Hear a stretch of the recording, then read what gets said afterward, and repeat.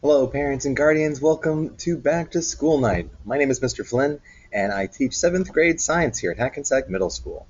So, welcome to my class, my virtual class, and I hope we can share a lot of great information tonight for you. So, firstly, all students are aware of what their basic expectations are in Hackensack Middle School. We're going over all the grading that's done, and I'll share that with you tonight. The expectations of what the students should be bringing every single day, they're well aware of. I also had emailed you telling you what materials I need specifically for science. The conduct, when to reach out for help, and what to do when absent are all the same rules here at Hackensack Middle School. Nothing is different or special, but I will take a moment to just go through everything just to make sure. So, firstly, if a student ever needs any help, all of their teachers this year, they have a fantastic team, by the way, just reach out, email, or in person. We're available. We'll make ourselves available to help if any need arises. With regards to being absent, because we are in such a digital age, please make sure your child checks Google Classroom first and foremost. Everything that's done each day is posted there. That is the number one spot to go for checking anything. And please keep in mind, the rule of Hackensack Middle School is for each day absent, that child gets one additional day to make up that work. So if a student is sick at home for 2 days, they get 2 additional days to make up the work that they missed. This also means they have to keep up on their normal workload as well. This is 7th grade, so things are a little bit more rigorous than they might have been in the past. We will be very accepting and understanding should a situation arise that requires something different. Please just reach out to us. We need to just know what's going on so we can try to help. As far as responsibilities of the student, please make sure that every day they have their Chromebook and make sure it's charged. This is huge. Some classes are still going 100% virtually, meaning using nothing but technology in their classroom. Due to COVID guidelines, it's still very difficult for us to collect or give out items to our students, and we're trying our best to get back to normal like we can, but there are still certain things we have to do to stay safe. Apologies for the bell. We're supposed to have a bell-less schedule, and here we are still listening to bells every couple of minutes. They don't match up with any of our actual classes, so we just try to ignore it as best we can. Uh, all right, let's move on. So a little bit about me as a person. I went to Ramapo College of New Jersey. I have a BA in Environmental Sciences, and I went back and got my master's in technology. I work over this summer at Bueller Challenger Science Center as a part-time commander. It's a space camp. I know that some of our students have attended the Challenger Center, which is so cool. They recognize me from previous years. I am born and raised here in Hackensack, went through Nellie K. Parker School, Hackensack Middle School. This was my 7th grade science classroom, and Hackensack High School. I still live local. I'm in Rochelle Park, but this is where I was born and raised. Came through all my education here. So this is the first most important detail for you parents. If you need to contact me, emailing is the best way. pflynn@hackensackschools.org. Every single one of your child's teachers have that same kind of email. First initial, last name, at hackensackschools.org. So you can reach out to anybody as long as you know their name. Almost every single teacher I can think of uses Google Classroom daily. So make sure your child is connected, which they should be automatically, but make sure you have a way to check as well.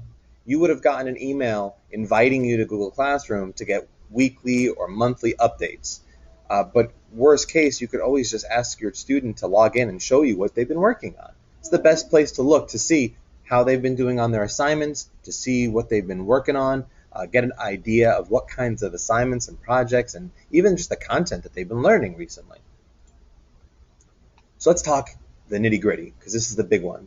Here's my breakdown of all the different types of grade percentages. Homework, very measly 10%. We do get homework occasionally.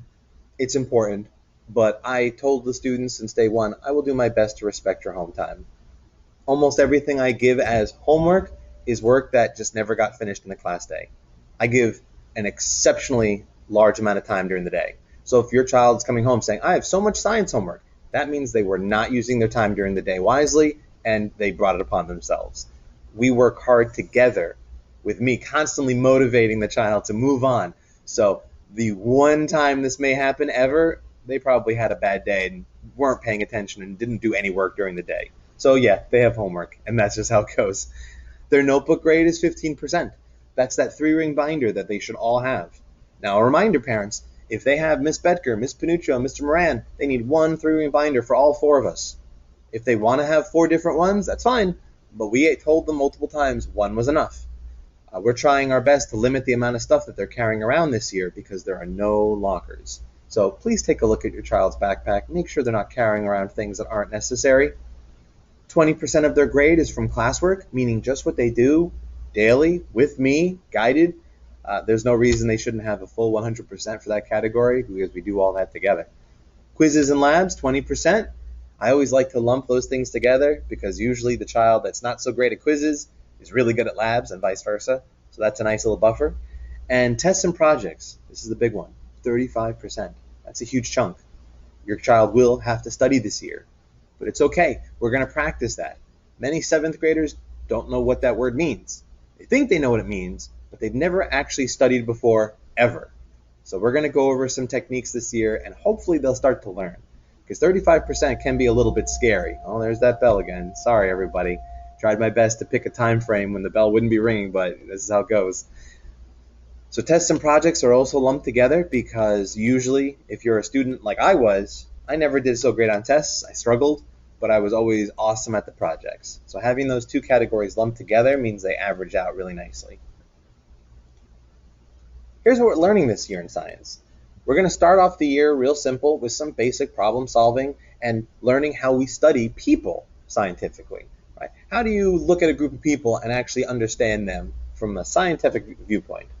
We're going to learn about microscopes and cells. We're going to talk about diseases and viruses, which is really relevant considering the climate that we're dealing with right now. We're going to talk about body systems, how all the organs in our body work together to keep us moving. We're going to do a very introduction kind of to chemistry. A lot of fun. And we're also going to talk about genetics and DNA. Really cool stuff. Now, this year is going to be very challenging for projects and labs even. Last year I was able to modify a lot of them because we were hybrid and virtual. And this year we are trying our best to stay as safe as possible. But my goal is to make sure that kinds of activities, the hands-on, the projects, the labs, we do as many as possible. Even if that means I need to modify them so we can stay safe. Because I feel like that is the most important part about science, hands-on learning. So I will make sure things are cleaned. I will make sure things are simply disposable if I can help it. And I will make sure that we still have that excitement and discovery in science this year, especially during the idea of COVID still being here. Right? It's still a real reality. Our students will be masked constantly. We have hand sanitizers everywhere. The school has the infrastructure set up for making sure people stay safe. And the students have been doing overall very well following those guidelines. So I want to make sure I can do what I can without putting anybody in any kind of jeopardy. So there will be some days where we will have activities and labs. Just know that I will be doing everything to make sure they stay as safe as possible. So computers has always been a major issue in the past. But since COVID, one of the benefits has been that every student was issued a school Chromebook. If your child doesn't have one, make sure that they get one. Even if you have devices at home, your own computer, your own tablet, that's fine and that's great. But every single student at Hackensack Middle School was issued a Chromebook. Make sure your child has one. Make sure it's working properly and make sure they have a charger. Okay? The biggest issue from last year was chargers disappeared. And how can you use your Chromebook if it's not charged up? Many teachers in the building are, like I mentioned, 100% virtual. They're just using Chromebooks because of the difficulty with collecting and passing out materials, and I fully understand that. So your child will need their Chromebook throughout the day. And again, it needs to be charged every single night. We have outlets in the building, but it is just not possible to sit every single child who forgets to charge their Chromebook by an outlet. There's not enough, and we have to social distance as best we can. So please, remind them to charge their devices every day. They remember to charge their phone, right? That's never an issue. So they should have their Chromebook right there next to it, getting charged every single day. In the past, we had desktops and things like that available for children to use, but we can't do that anymore. There's the media center where they can go and print something out or use a desktop momentarily, but that's not something that's a permanent solution. It's just a quick, if they need to check something fast. So again, those Chromebooks are their lifeline. Make sure they have that set.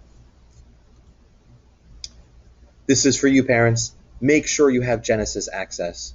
Genesis is our grade book. It's the same grade book the kids use from kindergarten through high school here in Hackensack. Make sure you're connected. Make sure all the information is updated. Your email, your phone numbers, any contact information. Many teachers like myself will send messages through Genesis. So if your email is incorrect, that's going somewhere that you may not want it. So please just make sure. Okay, I've already sent out my first message through Genesis. And the nice thing about the updates, it shows your child's grade as well as any message I may need to send. So the first message I sent was about what materials they needed to have for science. So that 3-ring binder, the highlighter, the colored pencils, and then regular pens and pencils. Like that's all they needed for science. But in Genesis, you can see their grades, their assignments, their schedule, which teachers they have. You can see all the most important information about their school day. Please make sure you're connected. I'm sure you've heard about Google Classroom a lot of times. Every single teacher in Hackensack Middle School utilizes Google Classroom. It's a social media for our work. It's a stream that we post to and that students can submit assignments virtually instead of physically handing them in. I myself have been using Google Classroom now for over 10 years, and many of the other teachers in the building, I would say 90% plus, use it every single day. So again, as I mentioned before, if you're ever unsure about what your child's been doing in class, this is the best place to look. For my team, for us, checking their 3-ring binder would also be helpful. Once we start passing out assignments, you'll get an idea of what they're working on. And honestly, the best thing you can do is have your child log into their Google Classroom, scroll down a little bit, and just pick a random thing and say, hey, what was this about? Right? It doesn't have to be a grill session where you're like, what did you do in school today? Just that, oh, this looks cool. What was that about?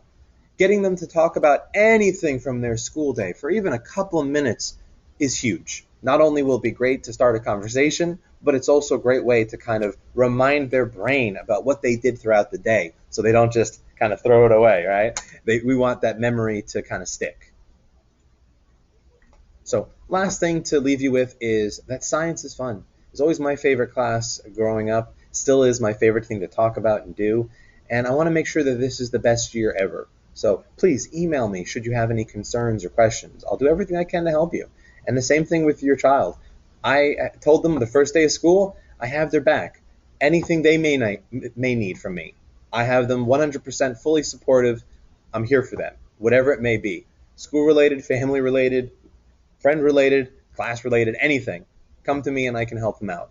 I can also assist you with moving you on to the necessary positions you may need to contact, such as principals, VPs, guidance counselors, nurses. Send me an email. I'll get you to the person that you may need to talk to. Thank you so much for watching this video. I hope I see you soon or get the chance to chat with you soon. And here's to a really successful year. Goodbye, everybody.